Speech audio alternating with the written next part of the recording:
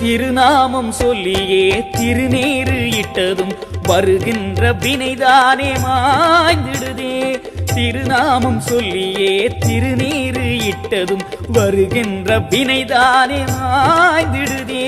மனம் வீசும் சந்தனம் நாம் சூடவே, மனம் வீசும் சந்தனம் நாம் சூடவே, அஞ்ஞானம் பறந்தோடுமே.